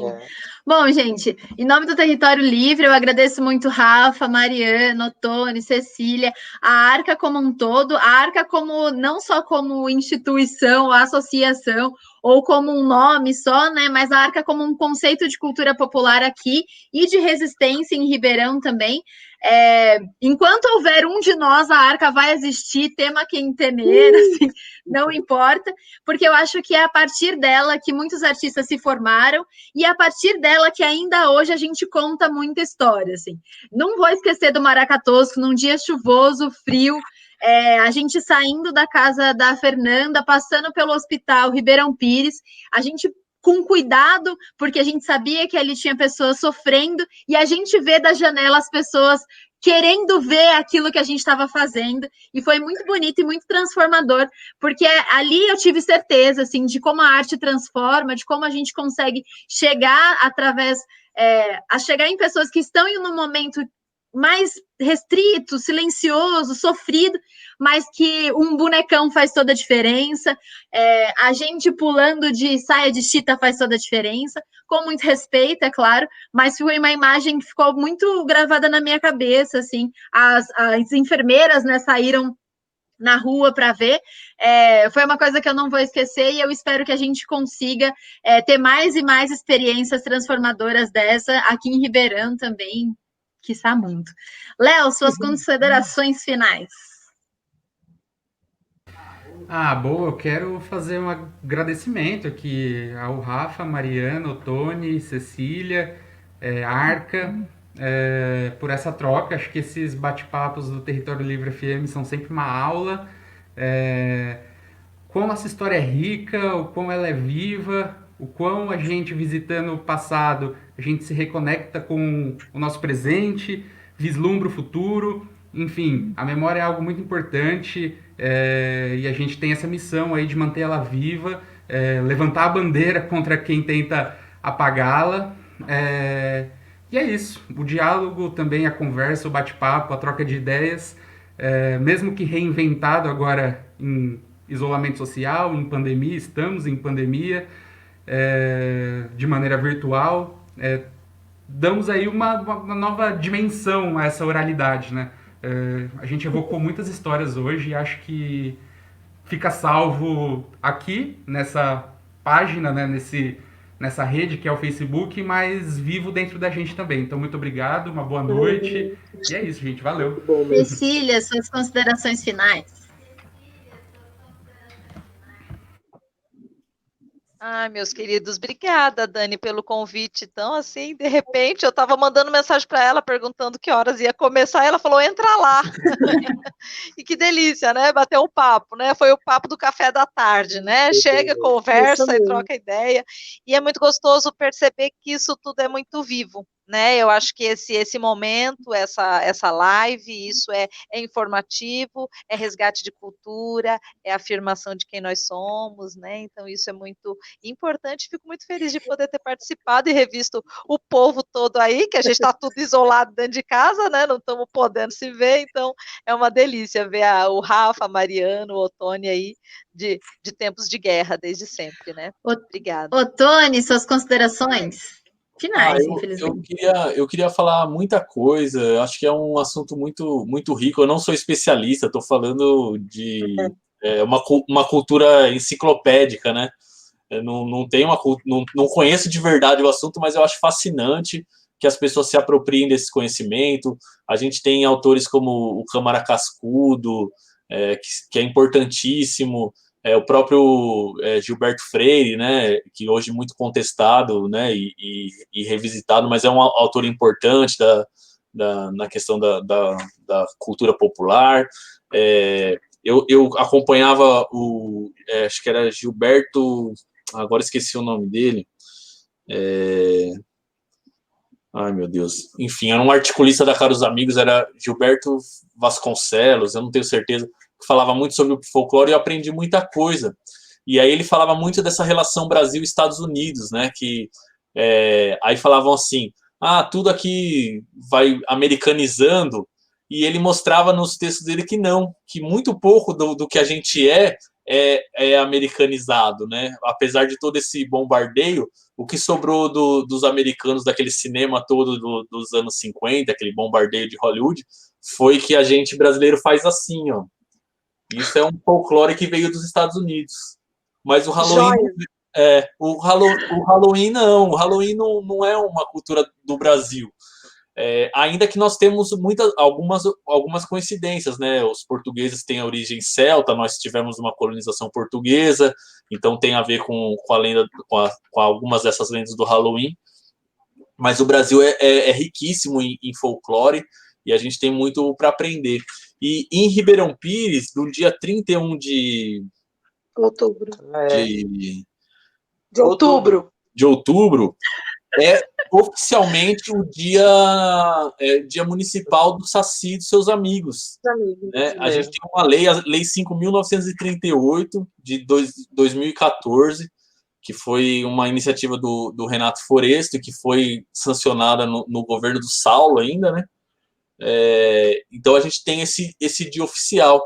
E é importante que as escolas usem essa efeméride, né, do dia municipal para discutir a cultura popular, porque por trás do Saci, por trás da cultura popular, tem essa história de resistência do nosso povo, tem a história de Ribeirão Pires, que o Léo estava falando, né? Estou me alongando de novo, né? Considerações finais tem que ser rápido. Mas tem essa história que o Léo estava falando de lá no interior. Como lá no interior? Onde a gente está? Ribeirão Pires está onde? Porque a gente não está na capital e a gente não está no litoral. Onde a gente está? O que significa ser do ABC? Né? O ABC era o que antes da indústria automobilística dos anos 5, que chegou aqui em anos 50, anos 60? Era o que? Era uma roça? Era o quê? O que era? Né? Meu avô era um caipira. O meu outro avô era português.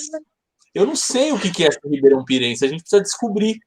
E para ser Ribeirão Pirense e para descobrir isso, a gente precisa se apegar na cultura popular, né? A gente precisa lembrar que antes da gente estar aqui em Ribeirão Pires já era uma rota, né? Pelo que a gente estuda, já era uma rota de passagem dos indígenas. A gente tem tribos indígenas que hoje estão em Ribeirão, não sei desde quando, mas, enfim, eram nômades, com certeza passavam por essa região. A gente tem a colonização dos imigrantes, a gente tem uma cultura negra muito importante, né, que a gente, às vezes, apaga da nossa história, e tudo isso, a cultura popular é capaz de nos trazer de volta esse conhecimento que nos é negado não sem querer. Não é porque o desenho da Disney ou do Pernalonga é mais atrativo para as crianças do que a nossa cultura. É porque é uma escolha política. Porque a história da globalização, quando a Arca lá começou essa resistência lá nos anos 90, a história da globalização, que globalização é essa que a gente só copia os americanos? Cadê a cultura búlgara, a cultura do Senegal, a cultura da Nova Zelândia? Isso seria globalização, né? A gente ter todas essas culturas aqui disputando espaço. Aí, beleza, vamos jogar esse jogo. Mas o que a gente tem é um imperialismo mesmo, cultural, né? E a gente não precisa renegar nenhuma cultura, mas a gente precisa valorizar a nossa para a gente entender quem a gente é, para dialogar com o mundo, né?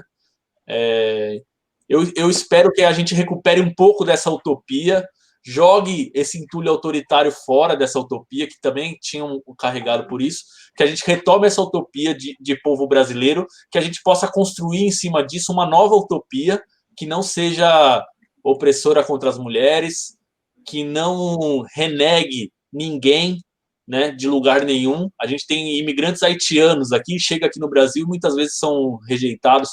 Gente, é o povo que é a história da Revolução Negra, um povo que fez uma revolução antes e se libertou antes de todos os povos, um povo negro que foi trazido da África, foi para o Haiti e fez a primeira revolução americana. É o país da liberdade, o Haiti. Então chega aqui e a gente não reconhece isso. Que globalização é essa? Então a gente precisa saber onde a gente está, o que a gente tem em comum.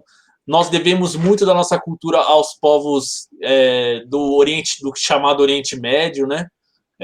A cultura portuguesa bebeu muito daquilo e indiretamente a gente também tem isso. Então faz parte do folclore a gente querer comer um doce depois que a gente almoça, porque é um costume que veio dos árabes, né?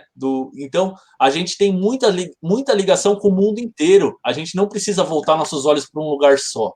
A gente não precisa fechar o espaço para ninguém, mas a gente tem muitas ligações, muitas coisas muito legais que o povo brasileiro pode usar a seu favor. Eu acredito que qualidades e defeitos não existem. A gente tem qualidades que, ora, nos favorecem, ora nos desfavorecem. Vamos usar nossas qualidades para nos favorecer, porque a gente está num caminho, eu acho, errado, mas a gente tem chance de mudar isso com pessoas como nós aqui, né? Eu ia ser modesto e falar com vocês, mas como nós podemos mudar isso.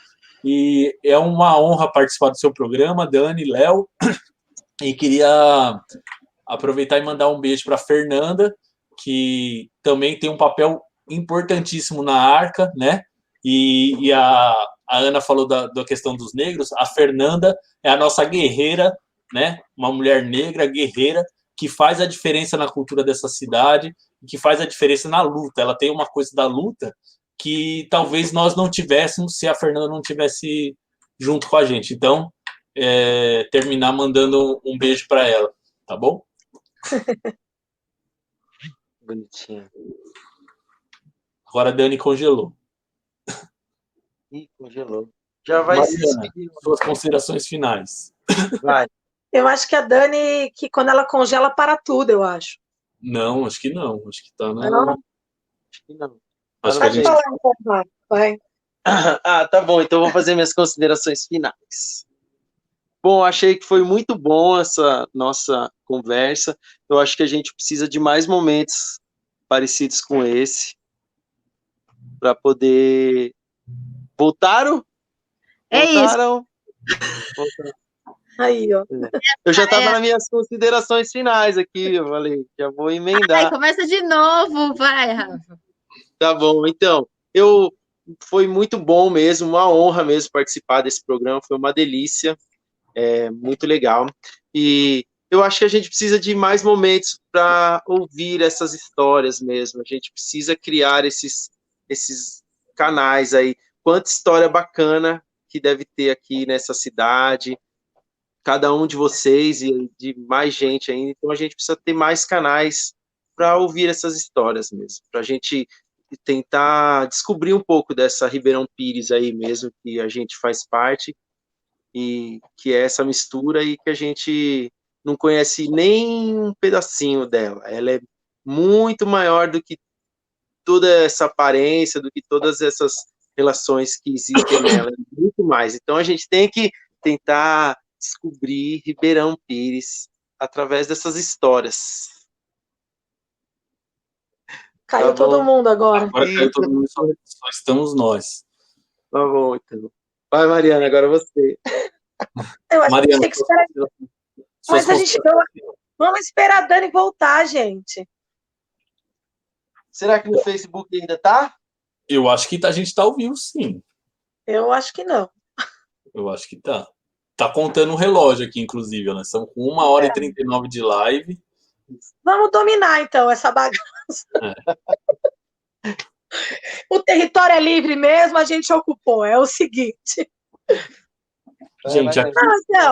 Então, se eu tiver ao vivo, eu acho que eu não tô, mas se eu tiver, é assim, também agradeço muito. Quero mandar um beijo para 3 pessoas. Não, 3 não, 4 pessoas. Um é o Newton de Souza, que acho que ele é muito importante para essa história toda, né? Ele foi quem deu esse start, esse inicial, pelo menos pra gente, né?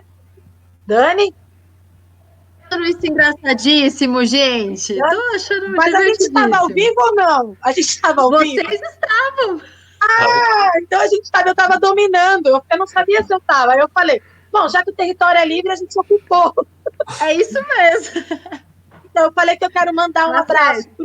Eu quero mandar um beijo para o Newton de Souza, que ele realmente foi um dos primeiros aqui na cidade a falar disso para a gente, né? Que a cultura popular existia, que existia boneco e que a gente podia fazer isso. Acho que ele foi muito importante para essa história toda.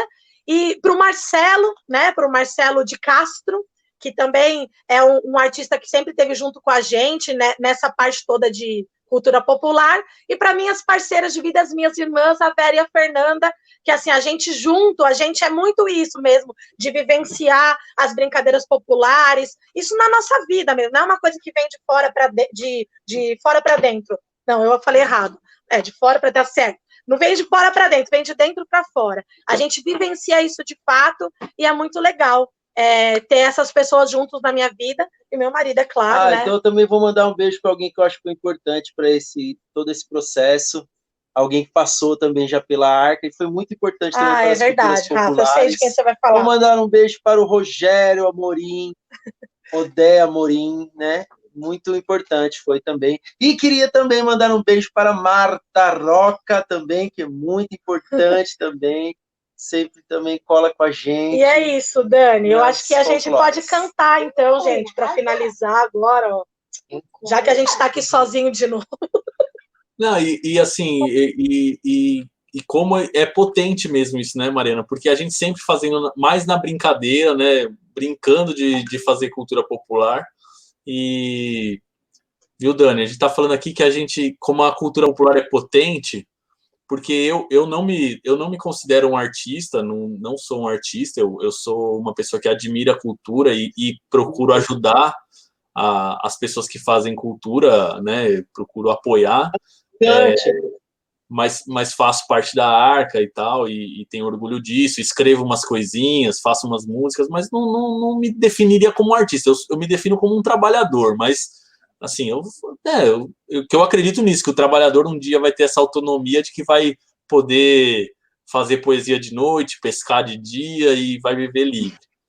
Mas através dessa brincadeira com a Arca é tão potente porque eu já posso colocar no meu currículo de artista que eu já me apresentei no Museu de Arte Moderna de São Paulo, já me apresentei no Museu da Imagem e do Som, né? Então a gente já fez cada coisa fantástica dentro da Arca, que a gente tem muita história para contar.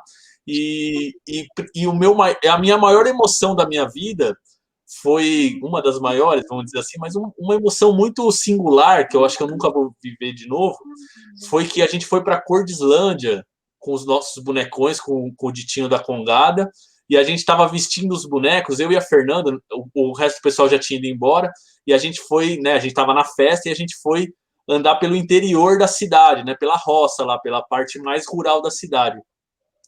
E quando a gente viu aquelas crianças, o encantamento que elas ficaram pelos bonecos, era tão mágico, aquilo tão encantador, Dani, que eu e a Fernanda ficamos, sem brincadeira, umas 6 horas sem tirar o boneco, porque a gente não tinha coragem de tirar o boneco na frente daquelas crianças. Aquelas crianças nos constrangeram de tal forma, com aquele encantamento que elas estavam com o boneco, que a gente não queria mostrar para elas que aquilo não era mágico.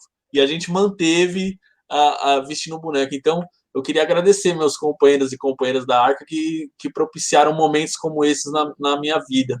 É isso. Eu agradeço, Mari, principalmente, é isso mesmo, o território é livre e é nosso, assim. Se nós cair, eu tenho certeza que vocês vão sustentar. E eu agradeço muito a Arca também por todos os movimentos que a gente já iniciou aqui em Ribeirão e que a Arca estava do nosso lado, o movimento Agrupar, todos os sarais que a gente deu de inventar. A Arca estava muito dando nossa base, né? Sustentando aquilo. Ou era emprestando um aparelho, emprestando um conhecimento, indo lá estampando uma camiseta. Acabou a bateria do meu celular. Eu acho que essa é a proposta mesmo. Bom, olha então, aqui pra mim. Ó. Eu agradeço... Eita, tá até tocando um pandeiro agora. Eu agradeço... eu agradeço muito a Arca. Ô, Tony, você da Arca. Eu agradeço demais. Eu espero que a gente continue tecendo essa rede que a gente vem fazendo junto, que eu acho que é bem importante para a cultura de Ribeirão, para a resistência dos artistas que aqui vivem e que por aqui passam também. Bom, e aí agora a gente finaliza essa live do Território Livre FM, agradecendo todas as pessoas que tiveram a paciência, que tiveram a curiosidade de acompanhar essa live junto com a gente também. Dizer que a live vai ficar salva aqui no Facebook, então continue compartilhando esse conhecimento, continue compartilhando essas informações. Segue a gente lá no Instagram, no @territoriolivre.fm, no Twitter também, @fmterritório. E agora a gente tem um site que a gente está colocando várias resenhas, várias opiniões, tem a binha para o feminismo, tem a binha para o universo geek e nerd, tem a binha para esporte, a gente está levando bastante conteúdo lá para o site, então acessa lá, territoriolivrefm.com.br. Agradeço sempre quem esteve aí nos comentários, assistindo a live, tanto pelo Território Livre, quanto pela Rádio Pérola da Serra, que também é a nossa rádio comunitária, a nossa casinha também. Visite as redes sociais da rádio, acompanhe a programação e até a próxima, gente. Muito obrigada. Próxima quinta-feira tem mais. E é isso, gente. Até mais. Segue a gente, segue nós que nós segue juntos.